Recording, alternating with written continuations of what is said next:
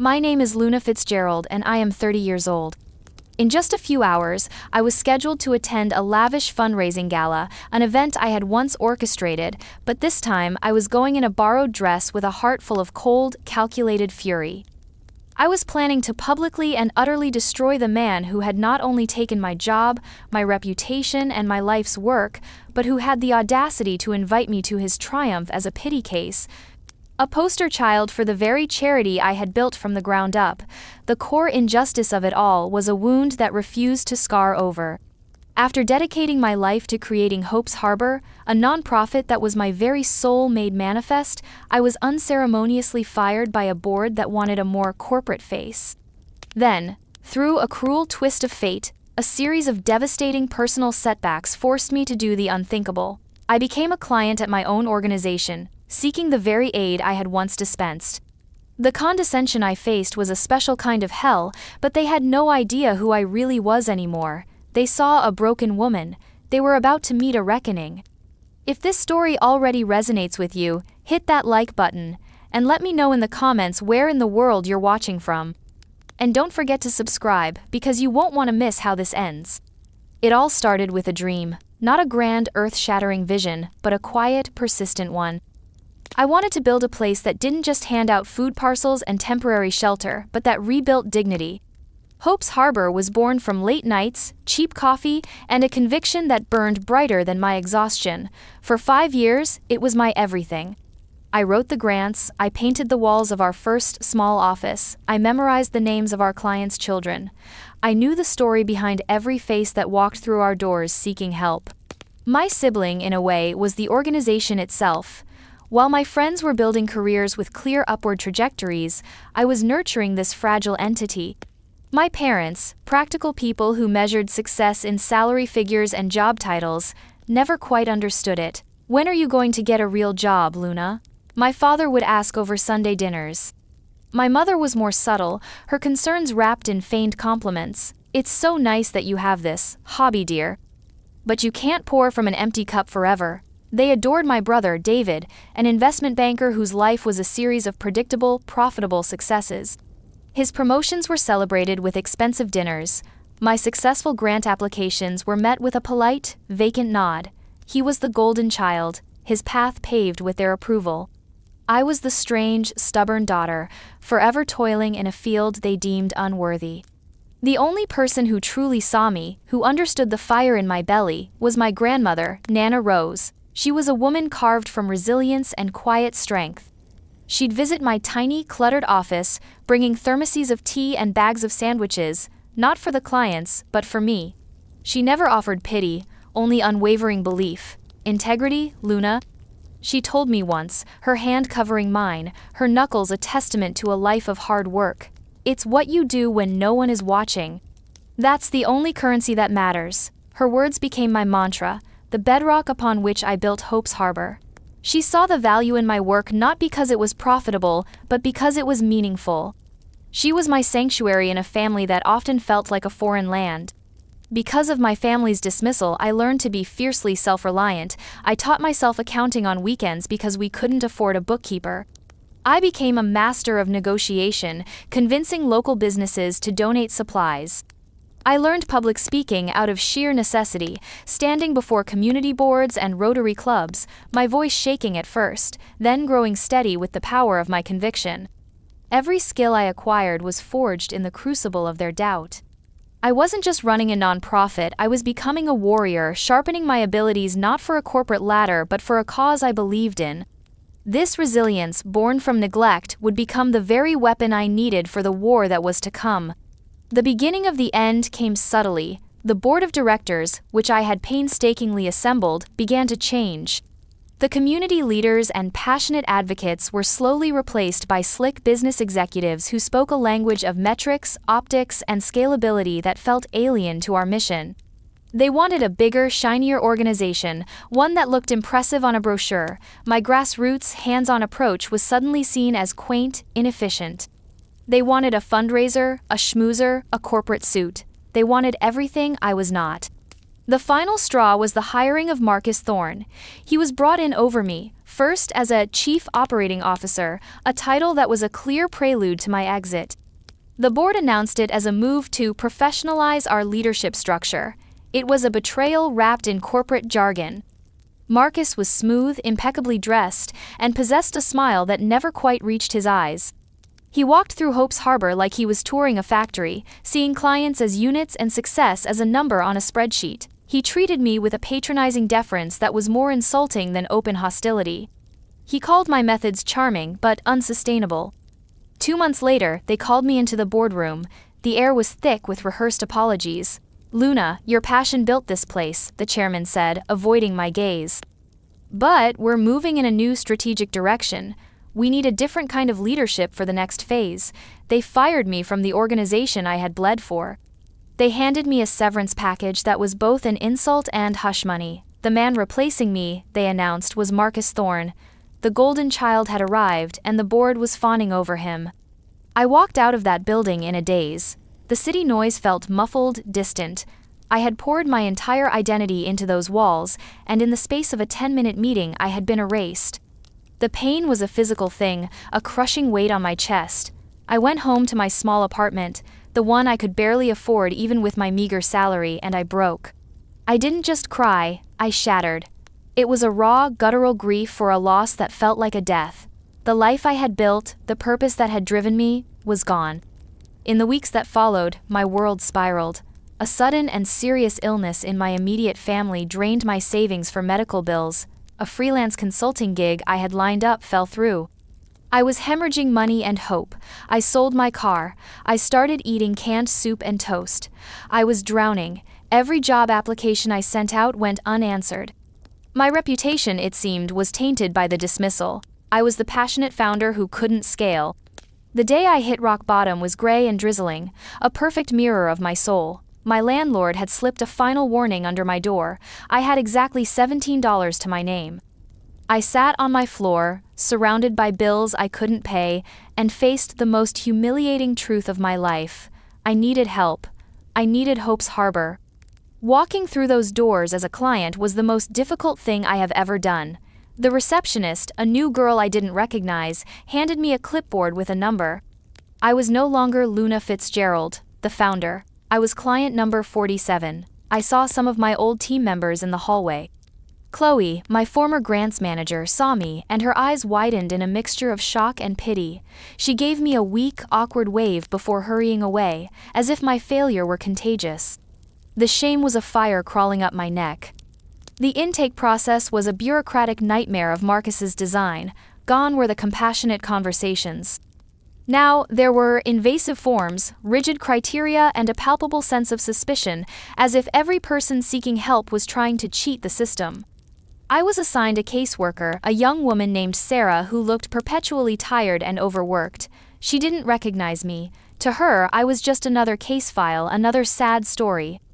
The final, definitive act of betrayal came a week later. As part of my aid package, I was required to have a progress meeting with the executive director himself. It was a new policy, Marcus's idea, designed to show his hands-on leadership for the benefit of the board. I sat in the chair opposite my old desk, the one he now occupied. The room was different. My cherished photos of community triumphs were gone, replaced by framed articles about Marcus and abstract corporate art. He leaned back in my old chair, a portrait of smug satisfaction. "Luna," he began, his voice dripping with false empathy, "it takes a lot of courage to ask for help. I want you to know that we're here for you. We've made a lot of changes since your time here. We're running a much tighter ship now, more efficient. We've cut overhead by 30% and increased our donor pledges by 50%. He spouted numbers that sounded impressive but felt hollow. I knew the budget. I knew what things cost. A 30% cut in overhead would mean gutting the very programs that provided real, tangible support. We're helping more people than ever, he continued, gesturing vaguely. It's for people like you that we do this vital work. That was it. That was the line. People like you. He had stripped me of my past, my contribution, my very identity, and recast me as one of the needy, a problem he was here to solve. The pain I felt was so sharp, so intense, It morphed into something else. It crystallized. It hardened into a diamond point of pure, cold rage. In that moment, the grief died, and a warrior was resurrected. I looked at him, at his expensive suit and his self-satisfied smirk, and I knew, with absolute certainty, that he was lying. The numbers didn't just feel wrong, they were impossible. He was a thief. I left his office, my hands trembling not with weakness but with adrenaline. I went to the one place that felt like home, Nana Rose's small quiet house. I sat at her kitchen table, the scent of lavender and old books calming my frayed nerves, and I told her everything. The firing, the financial ruin, the humiliation of becoming a client, and the chilling certainty that Marcus was destroying my legacy from the inside out. She listened without interruption, her gaze steady and fierce. When I finished, she refilled my teacup. "So," she said, her voice firm, "what are you going to do about it?" It wasn't a question of if, but of how. "They see a victim, Luna," she continued, her eyes locking onto mine. "Let them. A wolf in sheep's clothing has a distinct advantage. Remember what I told you? Integrity is what you do when no one is watching. Well, right now, no one is watching you. They've forgotten who you are. Use it." A plan began to form in my mind, audacious and terrifying. I wouldn't just be a client, I would be a spy. I would use their condescension as my camouflage, their pity as my shield. I would stay inside Hope's Harbor, play the part of the broken woman they expected me to be, and I would tear Marcus Thorne's empire of lies apart from the inside, one thread at a time. I made the conscious decision right there, at my grandmother's kitchen table. My dependence on their approval, on anyone's approval, was severed. I was no longer fighting for my old job or my reputation. I was fighting for the soul of Hope's Harbor. I was fighting for every person who walked through those doors genuinely needing the help my organization was meant to provide. The next day, I returned to Hope's Harbor a different woman. On the outside, I was the same downtrodden client. I wore my most tired clothes, kept my eyes downcast, and spoke in a quiet, hesitant voice. Inside, I was a forensic investigator. The mandatory job readiness workshops became intelligence-gathering missions, while a condescending facilitator droned on about resume fonts I was observing. I noted which staff members seemed loyal to Marcus and which ones looked as demoralized as the clients. I listened to the hushed complaints in the hallways, the whispers about budget cuts to the children's tutoring program, the rumors about the new, expensive catering company that now supplied the soup kitchen. Living this double life was an exercise in excruciating self-control. I endured the indignity of having my life choices questioned by a caseworker half my age. I accepted food parcels filled with cheap, processed goods, a stark contrast to the fresh produce we used to get from our local farm partners. I nodded meekly when Chloe, my old colleague, gave me a pamphlet for a women's shelter with a look of profound pity. Every condescending glance, every patronizing piece of advice, was fuel. I documented everything in a password-protected file on a cheap burner phone, creating a meticulous record of the organization's decline. My path was arduous, my tiny apartment was cold, and I often worked on my investigation huddled under a blanket to save on heating. I ate instant noodles so I could afford the extra data for my phone. It was a lonely, isolating struggle. I couldn't confide in anyone except Nana Rose, whose nightly phone calls were my lifeline. She never questioned my methods, only offered encouragement. "Keep your head down and your eyes open, dear," she'd say. "The tallest weeds are the first to be cut." Meanwhile, the contrast between my life and Marcus's was a constant, bitter pill. Hope's Harbor's social media, which I still followed obsessively, was a stream of glossy photos. There was Marcus shaking hands with the mayor, Marcus accepting a large, symbolic check from a corporate sponsor. Marcus at a five-star restaurant, hosting a strategic planning lunch. He was living a life of luxury, funded by the very donations meant to help people like me, the person I was pretending to be. The irony was so thick it was suffocating. His privilege was a shield, making him feel untouchable, while my hardship was my invisibility cloak. My first real breakthrough came from a place of genuine need. The food they provided was so poor in quality that I decided to investigate the supplier. I remembered the name of the local bakery, Rosie's Rolls, that used to donate day-old bread. I called them, pretending to be a freelance journalist writing a story on community partnerships. Oh, We haven't worked with Hope's Harbor in months. The owner told me, her voice tinged with sadness. The new director, Mr. Thorne, said they were streamlining their procurement process. Terminated our agreement just like that.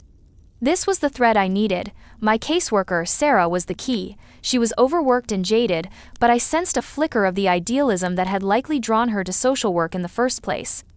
She was sharp, and she was starting to see the cracks in Marcus's shiny facade. The numbers on her client reports weren't matching the triumphant declarations he made in staff meetings. I started carefully, planting seeds of doubt. "It's just, the soup tastes different," I said to her one day, feigning simple-mindedness. "We used to get bread from that lovely little bakery downtown. It was so much nicer." I saw a flicker of curiosity in her eyes.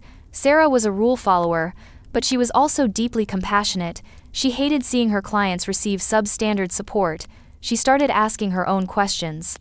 A few days later, during our weekly check-in, she looked troubled.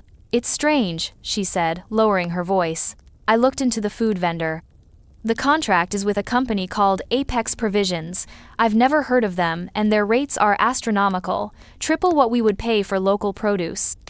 This was my opening. I had forged a new support system, not of powerful executives, but of the overlooked and underestimated. Sarah, the tired caseworker, the owner of Rosie's Rolls. A disgruntled former accountant I tracked down who had been let go by Marcus for asking too many questions. We were a small, quiet network, a chosen family bound by a shared sense of justice. Sarah became my inside woman, feeding me documents she could access, invoices, supply chain reports, internal memos. She thought she was helping a particularly savvy client expose a bit of wastefulness. She had no idea she was helping a former director unravel a massive fraud. The pieces began to fall into place. Apex Provisions was a ghost. It had a fancy website but no physical address, no fleet of trucks, no history. It was a shell corporation. Late one night, fueled by caffeine and righteous anger, I dug into corporate registration databases. It took hours of cross-referencing names and addresses, but then I found it. A name listed as a minor shareholder in the parent company of Apex Provisions. A name I recognized from one of Marcus's boastful stories about his family. It was his brother-in-law. I felt a surge of cold triumph. This was it. The direct link. The undeniable proof of embezzlement. Marcus wasn't just cutting corners, he was funneling donation money directly into his own family's pockets. The 30% cut in overhead wasn't a saving, it was a transfer of funds. He was gutting programs for the poor to enrich himself, using a shell company to launder the money through inflated invoices for services that were barely being rendered. My struggle had borne fruit. My hardship had given me the perspective no auditor from the outside could ever have. I knew what the services were supposed to look like, so I was the only one who could see how hollowed out they had become.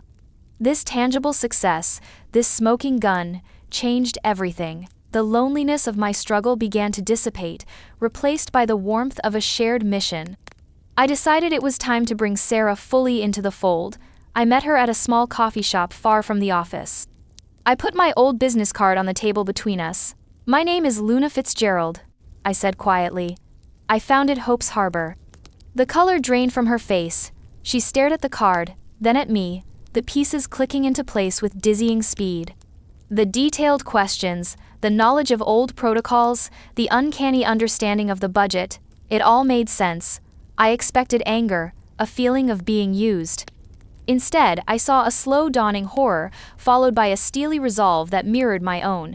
She had been lied to, her work co-opted for a criminal enterprise. Her idealism, buried under paperwork and bureaucracy, reignited. "What do you need?" she asked, her voice low and firm. The golden child of the new regime, the one who was supposed to just follow the rules, had awakened.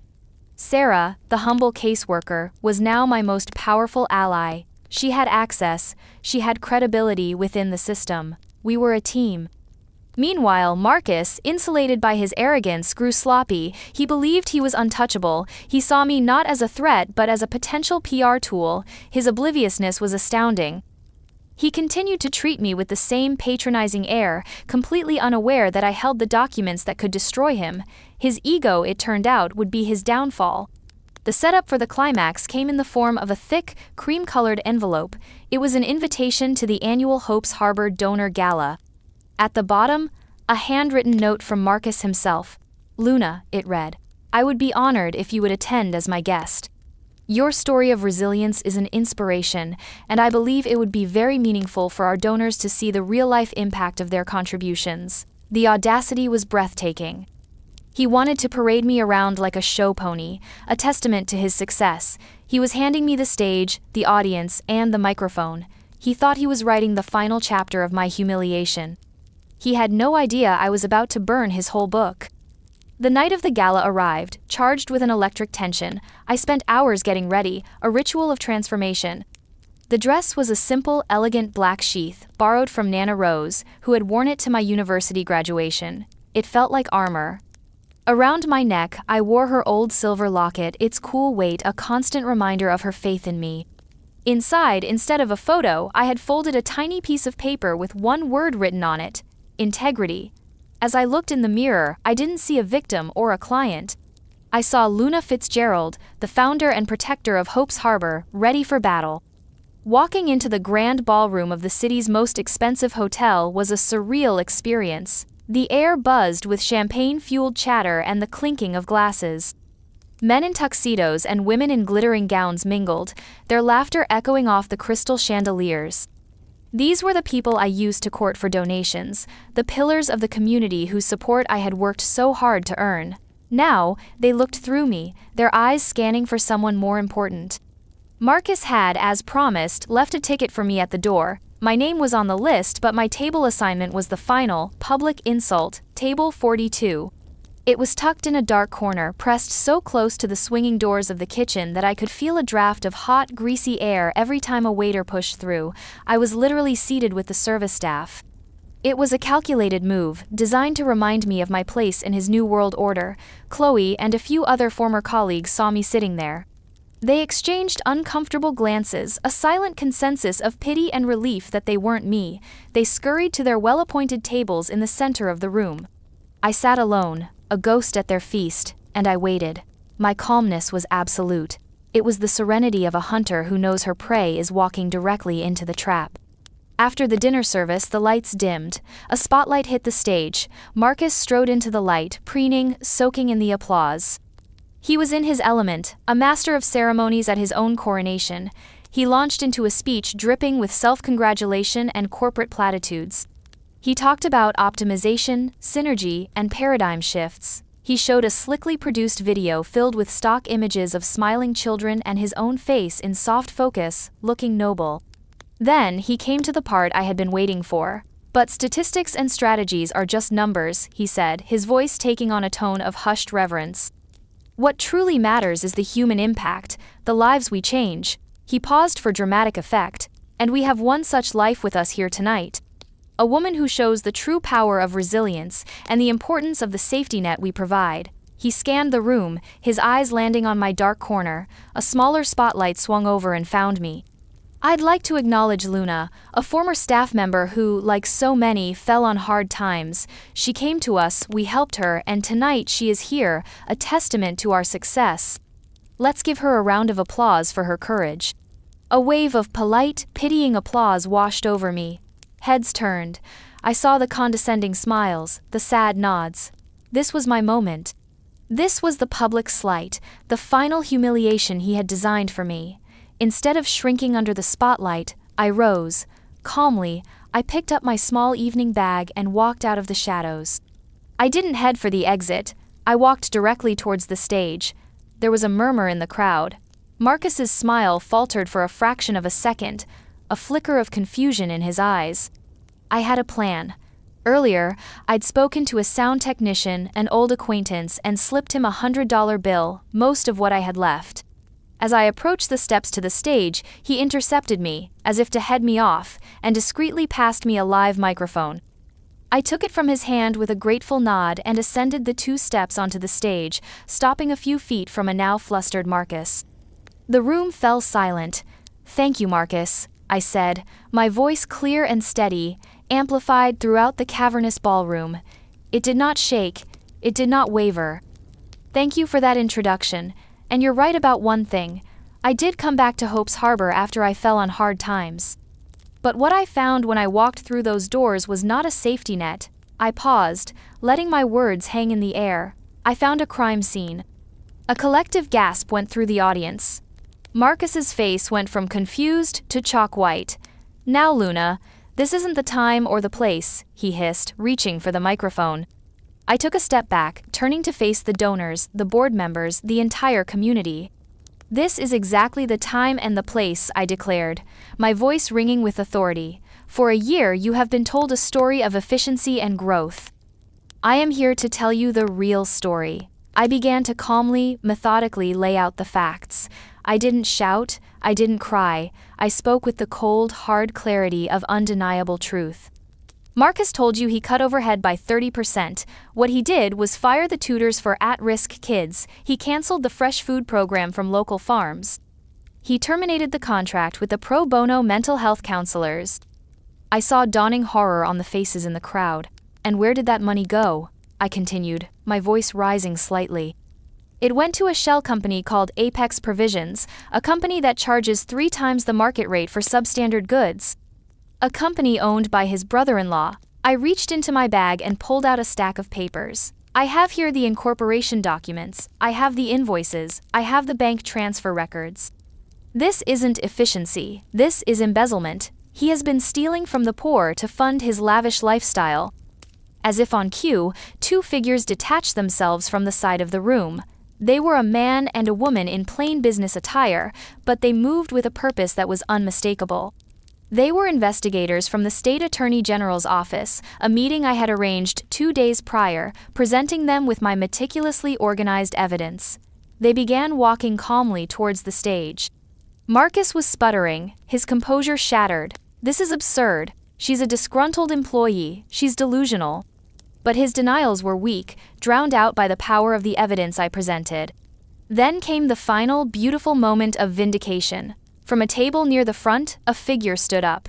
It was Sarah. Her face was pale but determined. She walked to the bottom of the stage and stood there, looking up at me, a silent, public declaration of her allegiance. A moment later, 2 other senior staff members, people who had been with me from the beginning, also stood. Then another. They were physically separating themselves from the rest of the room, from the board members who now looked sick, from the donors who looked furious. They were publicly siding with me. The allegiances had shifted, leaving Marcus and his complicit board utterly and completely isolated. The investigators reached the stage, flanked a stammering Marcus, and quietly, professionally, led him away. The king had been dethroned in his own castle, and I stood on the stage, not as a victim, but as the avenging founder, the protector who had come back to reclaim her house. The aftermath was a whirlwind. The story was front-page news. Charity director arrested for embezzlement at own gala. The scandal was explosive, shaking the city's philanthropic community to its core. The board of directors was disgraced. Several members resigned immediately, the rest were left scrambling to do damage control. The organization, my beloved Hope's Harbor, was on the brink of collapse, its reputation in tatters. My new reality was starkly different from the one I had inhabited just days before. My phone rang incessantly with calls from reporters, lawyers, and stunned former colleagues. I was no longer client number 47, I was Luna Fitzgerald, the whistleblower, the hero who had exposed the rot from within. The change was jarring, but underneath it all was a deep, quiet serenity. I had done it. I had saved the mission. A week after the gala, the remaining board members called me. It was a different kind of meeting. There was no condescension, only desperation. They sat across from me, humbled and frightened, and offered me my old job back. The title, the salary, everything. But something fundamental had shifted within me. I no longer needed their validation. My self-worth wasn't tied to a title on a business card anymore. It had been forged in a cold apartment, fueled by cheap noodles and an unshakable belief in what was right. "No," I said simply. Their faces fell. "I won't be your employee." I continued, "But I will help you clean this up. I'll come back as an interim director, on my terms." My terms were non-negotiable, full authority to restructure. A complete replacement of the board with community stakeholders and former clients, and my first official act would be promoting Sarah to Chief of Operations. They agreed to everything. The power dynamic had been permanently and irrevocably altered. I walked back into my old office, now cleansed of Marcus's presence, and got to work. Sarah and I, side by side, began the painstaking process of rebuilding. We rehired the tutors. We called Rosie's roles and reinstated the bread contract. We put people, not metrics, back at the heart of Hope's Harbor. We were surrounded by a new family, a chosen family of dedicated staff and grateful community members who believed in the real mission. A few of the old board members did eventually offer what felt like genuine remorse. They funded therapy for the staff who had been gaslighted by Marcus and subjected to his toxic leadership. They worked with me, not as superiors, but as chastened partners, to establish new, transparent protocols. I learned to accept their apologies, not with a blanket forgiveness, but with cautious optimism. I established firm, clear boundaries. The relationship was new, built on a foundation of respect I had commanded, not requested. The greatest sense of peace came not from the public vindication, but from a quiet afternoon with Nana Rose. I sat at her kitchen table, just as I had months before, but this time, my tears were not of grief, but of relief. I had honored her words. I had held on to my integrity when no one was watching, and in doing so, I had saved everything that mattered. I had descended into the hell of my own creation and emerged not just intact but stronger, more certain of who I was than ever before. The most important lesson I learned through this entire ordeal is that your value is not determined by others. It is not defined by your job, your bank account, or the approval of people who are supposed to love you. True self-worth is an internal fortress you build yourself, brick by brick, with acts of integrity, resilience, and courage. Adversity is not just something to be survived, it is a fire that can forge you into something unbreakable. And sometimes the family you choose, the allies who see your worth and fight alongside you, are the ones who truly define the meaning of home. So I want to ask you, the person watching this right now, have you ever had to fight for something you believed in, even when no one else stood with you? Share your story in the comments below, because our stories of resilience are what connect us all. Thank you for listening. If this story resonated with you, please hit that like button, subscribe for more content, and share this video with someone who might need to hear it. Remember, no matter what shadows you're walking through, you have the strength to find the light.